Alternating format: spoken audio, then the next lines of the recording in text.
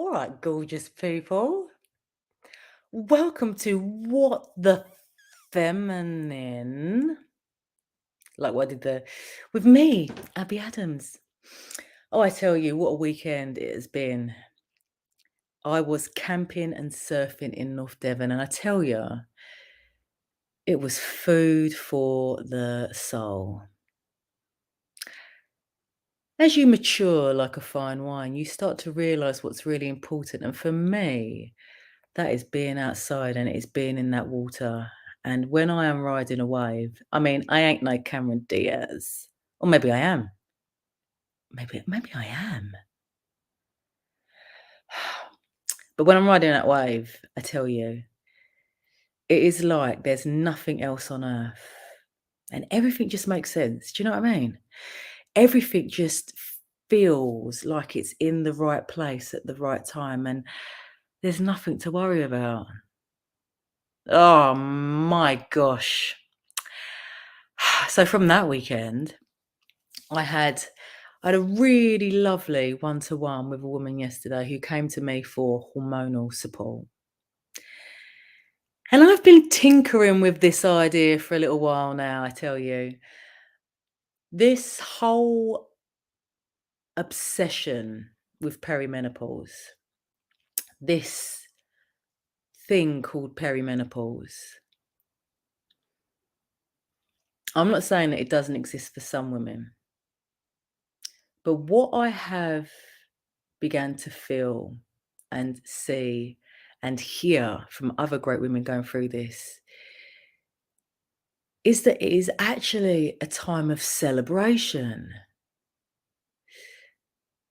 But because of the whirlwind that takes place outside of ourselves, this expectation to consistently show up as the same person every single day, we begin to feel like we're losing our sanity. We begin to feel like we are losing our place within society because our needs are changing. So where do those needs fit in if society just wants you to keep showing up as you always have done? You know, this wonderful woman spoke yesterday of some days just wanting to stay under a duvet. Yeah, I get that. She spoke of some days just thinking, do you know what? I might just sell my business when it gets to the end of whatever. What's wrong with that? What is wrong with that?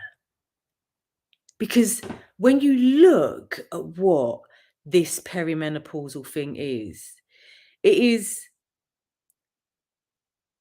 a transitional opportunity, right? So you go from being a menstruating woman, periods, the ability to conceive, maybe, and then you're being pulled towards your natural evolution, which is menopause. But you don't just arrive at menopause. You don't just get there and then that's it. Changes have to occur, but changes can't occur if you are consistently trying to stay the same. So what happens when we do that? Well, we create this stress, we create this tension inside of ourselves that then sees us showing up with these female health related symptoms. We can see this brain fog, we can see this overwhelm, these anxieties. Now, I'm not saying that these don't occur because of hormonal shifts, but in some societies, in some cultures, they don't even have perimenopause. They don't even bloody have menopause because there is no distraction from just living. I wrote a post last night about, I don't know whether I'm going to go through perimenopause. And what I meant by that is I am choosing now to understand what stresses me out. I am choosing now to make my happiness a priority. I am choosing now to make my health a priority. It always has been, really, but I wasn't quite aware of the stressors. But I'm beginning to tune into that. I'm beginning to understand what they are more so. And they show up in that hitting a brick wall, that feeling of unease, that feeling of joylessness. And when I start to feel that, especially when I'm doing the work for Project Woman, when we're writing some of the amazing content on there, or we're putting together some really great talks, or we're showing up and making the community the amazing space that it is. If I start to feel a bit frustrated, if I start to feel a bit uneasy, if I start to feel not great, I will put that down. I will put it down because I cannot create anything from that place. I cannot make anything the beautiful creation that I know I can when I'm feeling like that. And if I do continue to do that, I create further tension and stress inside myself, which then leads to a headache, which leads to my brain fog. Again, I'm not saying that hormones don't change that, but where you have to remember the relationship of hormones and emotions, they're so intricate. They're so tight. It's like the chicken and the egg. What comes first? And if we can tune into the feeling of greatness and of wellness and of happiness, I'm curious to see whether that can have a massive impact on the hormones. And I'll be honest with you, I do believe that. Do you want to go through perimenopause? Do you want to go through this, what society perceives and what many women are going through right now, which is these, I mean, the list of symptoms is unbelievable, but see, these symptoms aren't just perimenopause. There are other things and factors that could be involved in it as well. But it seems that we are on this trajectory and mission to make perimenopause be here right now. Same with with ADHD, I see so many people seeking confirmation of having this and of wearing yet another label. Again, I'm not saying it's not real, but what are we ultimately looking for?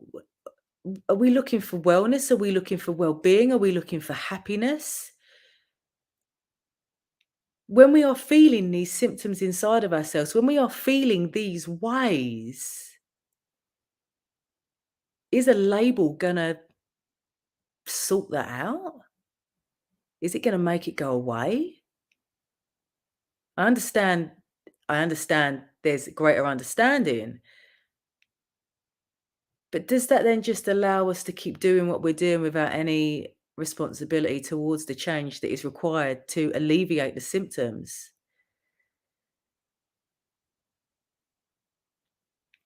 If we head into this adventure that is perimenopause, carrying the stress, carrying the unhappiness, pushing even harder at life, then what do you think is going to happen?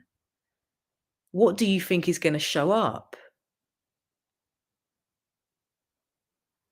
Because this want of wanting to stay under the duvet, this want of wanting to go for a walk, this want of just wanting to sit on the sofa with your cup of tea. I looked out my window then, it's a great view.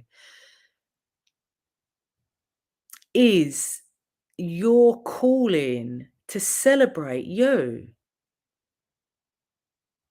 For you to allow yourself to catch up with you. Because I can guarantee that you have been working your socks off for most of your life. You have been striving, you have been pushing, you have been declaring, you have been being, you have been efforting, you have been trying consistently to make the world a better place. But you know what I've come to realize? That's not my responsibility. My responsibility is to cultivate peace and happiness within me that simply radiates off and inspires others. You cannot make anyone be what they do not want to be or are not ready to be. Your health comes from a place of pure happiness. And it is a muscle, like most things that I speak about, to flex the muscle of confidence, to flex the muscle of love, to flex the muscle of creativity. The more you use it, the greater it will become. So, what are your choices? What do you choose now that you are at this wonderful midlife point? If it is to focus on the fact that you're coming towards perimenopause and you know that there are so many symptoms that are coming up and you want to deal with that and you're going to hit it head on, I wonder what's going to show up. If you're at that fork at the road and you are looking for adventure, you are looking to celebrate you are looking to allow the joys that you have been striving for most of your life to now show up, then we are talking the same language and we are on the same adventure. So why not unite? Why not unite forces? Why not link up? Let's do it together. Come and join me on the Project Woman Collective, this wonderful space of open conversation and communication and of sharing, a place where a woman's voice is valued, a place where you have freedom to express yourself, a place where you can ask any question you like, a place where there are resources to inspire you to be more conscious of your feminine health without overwhelming you and without you having to tick off a box and get a certificate and all that old jazz. Or why not join me for one of the greatest weekends 2024 has ever seen? Well, we haven't even got in there yet, but you know what I mean. On the Project Woman weekend in March in the Mendip Hills in Bristol. Oh, I tell you, it's going to be a weekend to rock every woman's soul. Or maybe there's something else out there for you that you've been pondering, questioning. If it feels good, go for it. Money, time, resource will always be a doubt. It will always be a doubt. It will always be an excuse that you can put into place there. All comes down to choice, right? Nice one, gorgeous humans. Like I said, Katie, hello, darling. Nice to see you. I was just discussing perimenopause and whether it truly needs to exist or whether it's just a distraction from really stepping into that feminine power, from really appreciating the woman that you are. Because we're also now aware of perimenopause. It's there. There's symptoms. It's not a nice place, isn't it? Who said? A blanket statement. And I wonder, the women that are experiencing this perimenopause, like I said earlier, they're of a generation that have had to work really hard, fight, push, shout louder. I wonder if they realise that they don't have to do that anymore. Yeah, so much overload of information. This is the thing. And this is why I set up Project Woman, this place for you to show up and just ask the questions. Ask what you need to ask. Release what you don't need. Understand what's causing you the stress.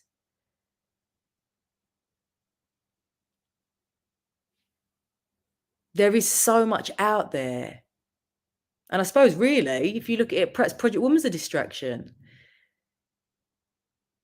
But all I know is that within that space, we're not trying to make you be anything other than what you are. We don't want you to change. We just want you to be happy.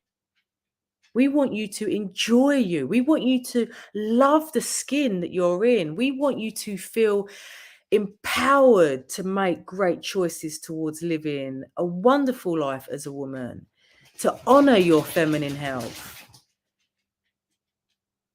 And as we come into perimenopause, instead of looking at these symptoms, instead of looking at what we should be doing, what if it was an opportunity to celebrate everything that you are? to celebrate everything that you have created, everything that you have put effort into.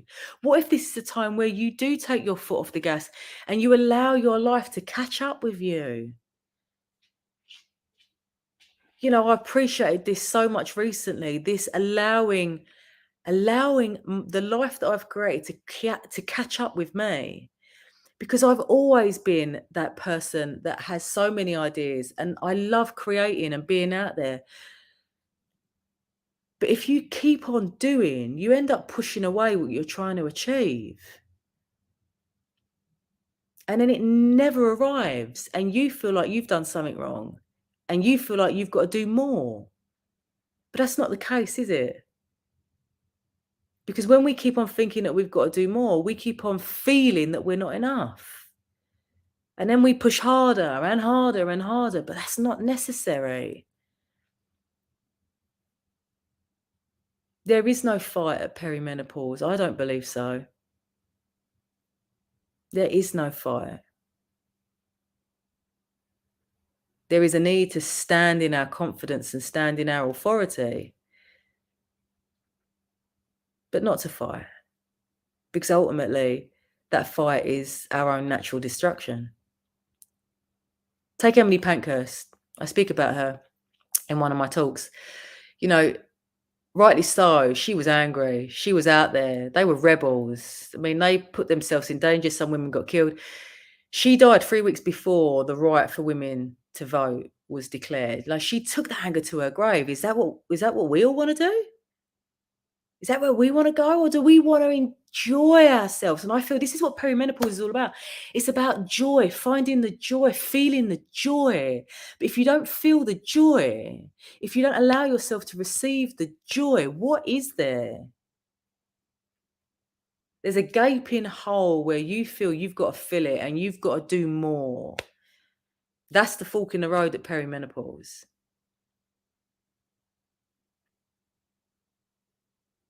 There's nothing more fulfilling, I find, than talking to other great women, of sharing discussions, of listening to how they're feeling. I love hearing how people feel.